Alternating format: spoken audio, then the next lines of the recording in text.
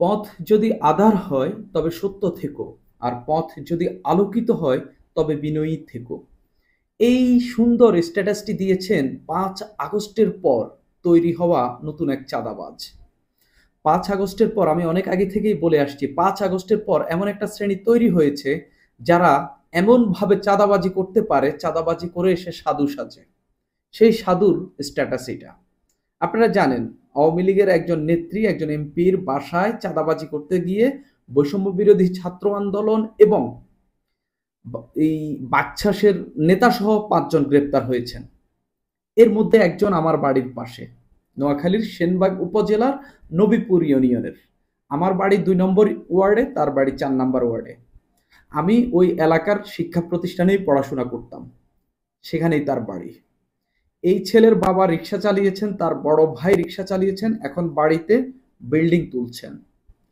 এই যে গত ২ মাস আগেও তাদের পারিবারিক অবস্থা এরকম ভালো ছিল না, কিন্তু এখন হঠাৎ করে টাকা পয়সা আয় উপার্জন হয়ে যাচ্ছে।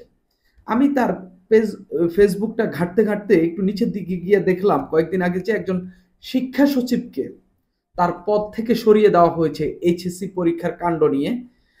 ওই শিক্ষা সচিবকে নিয়ে তার দুর্নীতির ফিরিস্তি দিয়েছেন তার ফেসবুকে তিনি। আসি আমরা একটু এই আব্দুর রাজ্জাক রিয়াদের দুর্নীতির ফিরিস্তিটা একটু দেব। একজন শিক্ষার্থী যে এখনো অনার্সও পাশ করেনি, তার কিভাবে এত টাকা হয়, কিভাবে সে এই পরিমাণ এই লেভেলের চাঁদাবাজি করতে পারে। বিএনপি চাঁদাবাজি করে, এটা সর্বজন স্বীকৃত।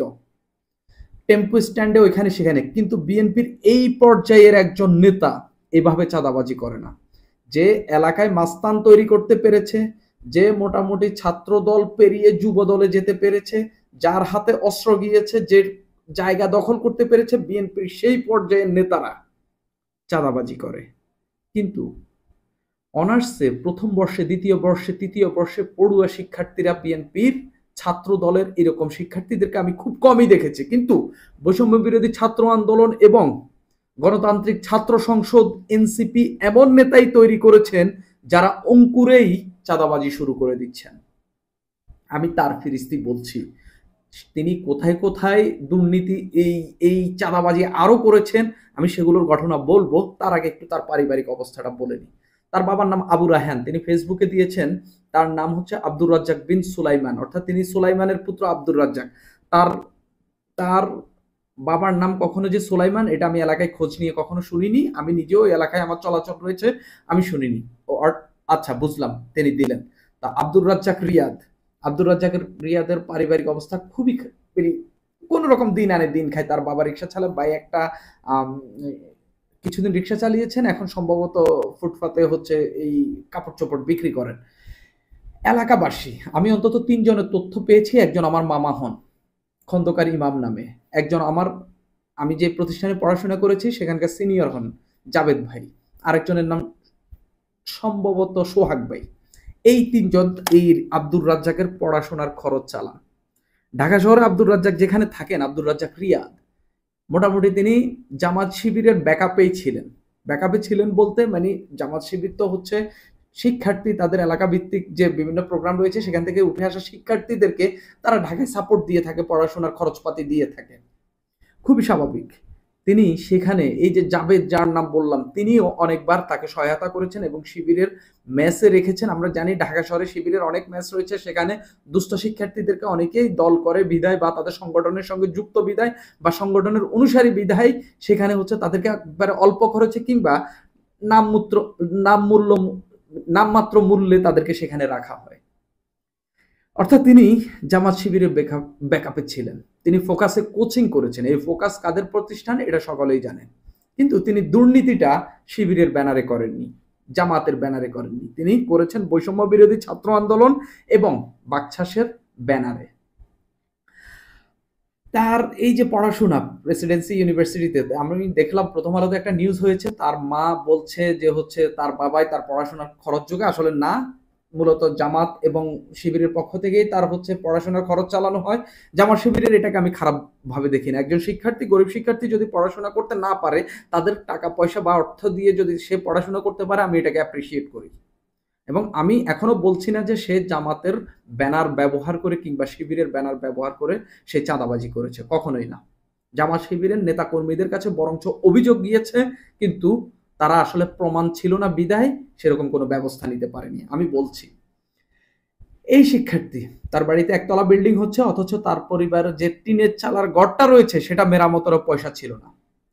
জামাতের পক্ষ থেকে 1,20,000 টাকা তারা পেয়েছে বলে আমি জেনেছি, তবে এর মধ্যে আসুন্না ফাউন্ডেশনের নাকি 50,000, অর্থাৎ 1,20,000 দিয়া তারপরে তার মা বলছে ঋণ নিয়েছেন। প্রথম আলোর রিপোর্টে এটা উল্লেখ করা হয়েছে যে তার মা ঋণ নিয়েছেন, কিন্তু ঋণের কোনো কাগজ দেখাতে পারেনি। আমি মানলাম তার বাবা ওই যে বন্যার সময় 50,000 টাকা টিন পাইছে, সেই টিন বিক্রি টিক্রি করে 2 লাখ হইল। যে ঘরটা উঠেছে সেটাতে এখন পর্যন্ত 12 থেকে 15 লাখ টাকা খরচ হয়েছে। এই 12 থেকে 15 লাখ টাকার আমি মানলাম তাদের হাতে 2 লাখ ছিল, বাকি টাকা এলো থেকে। এলাকায় এখন কেউ রড সিমেন্ট বাকিতে বিক্রি করে না। আমি নিজেও, আমার বাড়িতে ঘর হচ্ছে, তবে সেটা চাঁদাবাজির টাকা দিয়ে না। তার চাঁদা নেওয়ার একটু হিস্ট্রিটা শুনেন। সে গত বন্যায়, আমি নোয়াখালীতে অনেক কাজ করেছি, সেও কাজ করেছে, আমার পরিচিত জন অনেকেই বলেছেন যে আব্দুর রাজ্জাক রিয়াদ গত বন্যায় সে কাজ করেছে। এই বন্যায় কাজ করতে গিয়ে বন্যার কাজটাকে সে ট্রাম্প কার্ড হিসাবে ব্যবহার করেছে। সে বিভিন্ন জনের কাছ থেকে মানবিক কাজের কথা বলে সে চাঁদা নিয়েছে। এটা একেবারে স্পষ্ট এবং প্রমাণিত। অনেকজনের কাছে এইসবের স্ক্রিনশট রয়েছে, চাইলে আমিও দেখাতে পারবো। এটা গেল। সে কোম্পানিগঞ্জ, যেখানে ওবায়দুল কাদেরের এলাকা, সেই কোম্পানিগঞ্জের যে বাজার, প্রধান বাজার বসুরহাট, সেই বসুরহাটের এক ব্যবসায়ীকে সে জিম্মি করে সে 5 লাখ টাকা সে চাঁদা নিয়েছে, এই আব্দুর রাজ্জাক রিয়াদ। এগুলো তথ্য এলাকার জামাতের নেতাদের কাছে গিয়েছে, কিন্তু প্রমাণ দিতে পারেনি বিধায় তারা কোনো ব্যবস্থা নিতে পারেনি। চমুহুনি, গত বন্যার সময় সে যখন বন্যায় কাজ করছিল, সে চমুহুনি সম্ভবত মালামাল কিনতে গিয়েছে। তখন বন্যার সময় পরিবহন সংকট, ব্যবসায়ীরা বন্যার সময় হইলে আমাদের দেশে কি বাটপারিটা করে, দাম বাড়িয়ে দেয়, সেগুলো আমরা সবাই জানি। তার কাছ থেকে কিছু পণ্যের দাম বেশি রেখেছে, পরবর্তীতে সে সেগুলো নিয়ে এসে এলাকায় দাম মানুষকে মাঝে বিলিয়ে দিয়েছে। তার নিজের টাকা না, মানুষের টাকা সে শুধু তুলে নিয়ে মানুষের কাছে দিয়েছে। দেওয়ার পর সে কিছুদিন পর সেখানে গিয়ে সে ব্যবসায়ীকে ধমক দিয়ে তার কাছ থেকে চাঁদা এনেছে। শোনা যাচ্ছে অন্তত 2 লাখ টাকা সে সেখান থেকে এনেছে। চৌমুহনী বাজারের যে শহর সভাপতি রয়েছেন শিবিরের, তার কাছে অভিযোগ দেওয়া হয়েছে, কিন্তু তিনি প্রমাণ না থাকায় কোনো ব্যবস্থা নিতে পারেননি। এই যে 5 আগস্টের পর এই চাঁদাবাজ শ্রেণীটা তৈরি হয়েছে, এই চাঁদাবাজ শ্রেণী কে তৈরি করেছে? আওয়ামী লীগ তৈরি করেছে? বিএনপি তৈরি করেছে? একেবারেই না। আমার এলাকার একজন ছেলে নবীপুর স্কুলে পড়াশোনা করেছে, তারপর মুজিব কলেজে, সে যে কলেজে পড়েছে তার নাম মুজিব কলেজ, কলেজে পড়াশোনা করেছে। সে এসে ঢাকা শহরে একজন সাবেক এমপি বা আওয়ামী লীগ নেত্রীর বাসায় ঢুকে সে চাঁদাবাজি করছে, 50 লাখ টাকা চাইছে। এটা বিশ্বাস করতে পারছে না নবীপুরের মানুষ, কারণ তারা তাদের ঘরে এরকম সন্তান কখনো জন্ম দেয়নি যে হচ্ছে সে এভাবে এরকম ভাবে চাঁদা চাইবে। এমনকি তার বাবা আবু রায়হানও এটা বিশ্বাস করতে পারছেন না যে এই এই তার ছেলে আব্দুর রাজ্জাক রিয়াদ এভাবে একজনের ঘরে ঢুকে 50 লাখ টাকা চাঁদাবাজি করছে বা চাঁদা দাবি করছে। এই হইল অবস্থা। এখন বলেন কার ব্যাকআপে, কার সাহসের ভিত্তিতে এরা চাঁদা চাইছে, কার জন্য চাঁদা চাইছে? আব্দুর রাজ্জাক রিয়াদ এই 50 লাখ টাকা চাঁদা আনলে তারা 5 জন গিয়েছেন, একজনে কি 10 লাখ করে পেতেন? একেবারেই না, সর্বোচ্চ 1 লাখ করে পাইতেন। বাকি 45 লাখ কিংবা বাকি 40 লাখ কিংবা বাকি 35 লাখ কিংবা বাকি 30 লাখ কার পকেটে যাইতো? কার ব্যাকআপ নিয়ে তারা সেখানে গিয়েছেন? তারা বলছেন তারা সেখানে চাঁদাবাজি করতে যাননি, বরঞ্চ পুলিশকে তারা কল দিয়েছে, এরকম তারা বলছে। কিন্তু এখন যে আপনাদেরকে রিমান্ডে নেওয়া হলো, তার মানে আপনাদের বিরুদ্ধে অভিযোগের সত্যতা পাওয়া যাচ্ছে। এই যে এদেরকে চাঁদার জন্য সেখানে পাঠালো, কে পাঠালো? কিছুদিন আগে আমরা দেখলাম এনসিপির একজন নেতা গাড়ি থেকে এক নারীর কাছ থেকে চাঁদা নিচ্ছেন। 10 লাখ টাকা দেওয়ার কথা ছিল, নিচ্ছেন 7 লাখ। এটার জন্য ওই নারী যিনি চাঁদা দিচ্ছেন তিনি অনুনয় করে বলছেন 7 লাখ আছে, আপাতত অসুবিধা আছি, তারপরে তিনি ভিডিও করছেন, এরকম আমরা দেখলাম। তাহলে এই চাঁদাবাজিগুলো করছে কে? বাকছাস গণতান্ত্রিক ছাত্র সংসদ, যেটা এই এই গণ অভ্যুত্থানের স্টেক না। এই গণ অভ্যুত্থানের স্টেক হচ্ছে বৈষম্য বিরোধী ছাত্র আন্দোলন। বৈষম্য বিরোধী ছাত্র আন্দোলনের এই ব্যানারেই এই গণ অভ্যুত্থান হয়েছে। তারা এরপরে নানান ক্ষমতা দেখানো শুরু করেছে, কিন্তু বাকশাসের নেতারা কেন কিভাবে করে এইভাবে করে চাঁদাবাজি করে, আর একজন সাবেক আওয়ামী লীগ নেতার বাসায় ঢুকে কিংবা যাত্রার বাসায় ঢুকে?